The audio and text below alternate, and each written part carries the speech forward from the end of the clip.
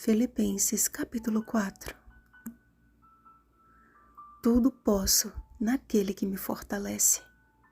Versículo 13. Há amor exalando de cada palavra deste capítulo. De uma forma toda especial, Paulo encerrou a sua epístola aos Filipenses com cuidadosas e bem escolhidas palavras.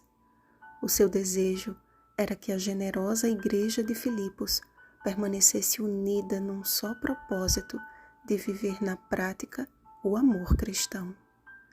Ao rogar a Evódia e Sintique para que pensassem concordemente no Senhor, ficou claro que estava havendo discórdia entre elas. Apesar de terem sido importantes na obra de Deus, auxiliando o ministério de Paulo, provavelmente suas divergentes opiniões as levaram a uma contenda que certamente estava afetando toda a igreja.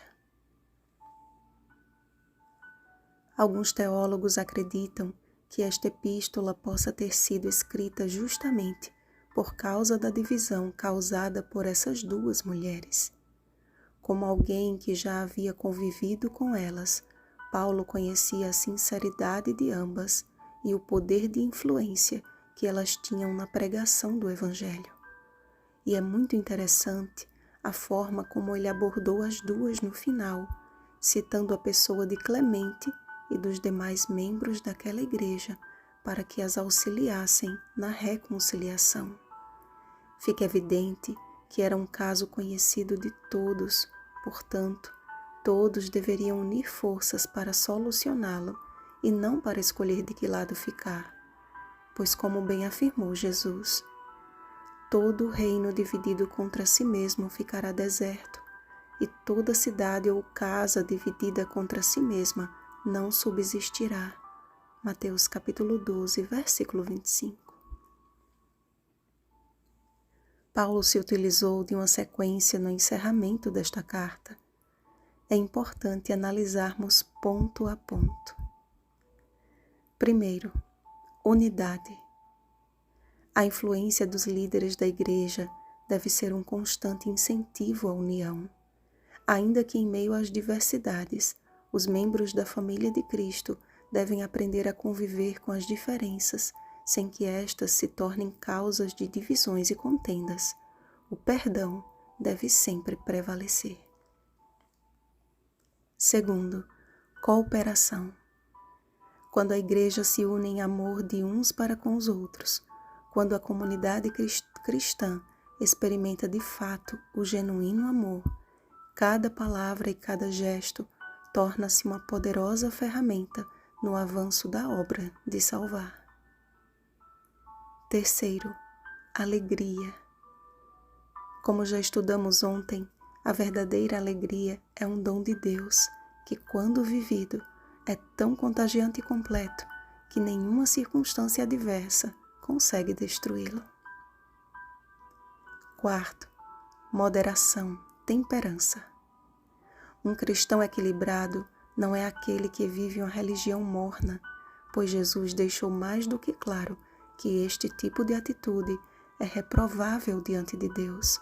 Apocalipse capítulo 3, versículo 16. Mas é aquele que entende que a temperança segundo Deus é o equivalente à fidelidade. É saber fazer um uso sábio do que é bom e rejeitar tudo o que é mal, sabendo que perto está o Senhor. Quinto, confiança em Deus através de uma vida de oração. O andar ansioso a que Paulo se refere também pode ter uma ligação direta com as divisões internas que estavam acontecendo na igreja. Quando tentamos agir por conta própria diante das dificuldades e provações, acabamos por postergar o sofrimento e o problema não é solucionado. Assim como a oração foi a ferramenta divina que uniu os primeiros discípulos, dissipando as suas diferenças e preparando-os para receber o poder do Espírito Santo, Atos capítulo 1, versículo 14, ela permanecerá como a principal aliada da Igreja de Cristo nos últimos dias. Sexto, um caráter em construção. A palavra finalmente dá a ideia de conclusão, mas também denota ação no sentido de dar continuidade ao que haviam iniciado. Para isso, alguns critérios são apresentados como um meio de avaliar o que convém ao cristão. Tudo o que é verdadeiro, respeitável, justo, puro, amável, de boa fama, virtuoso e louvável. Diante desta lista, creio que o recado é bem claro. Quer ter o caráter de Cristo? Ocupe sua mente com o que a edifica. 7. Perseverança. Ainda que nunca tenhamos passado fome ou sofrido em prisões, cada um de nós enfrentamos lutas diferentes que podem ser experiências difíceis e até traumatizantes. Mas o cristão que deposita sua confiança em Deus e procura viver cada ponto que temos analisado até então, recebe de Deus a força necessária para viver contente em toda e qualquer situação. 8. Caridade. Paulo chegou a dizer que a ajuda dos filipenses foi uma espécie de sociedade em seu ministério no tocante a dar e receber.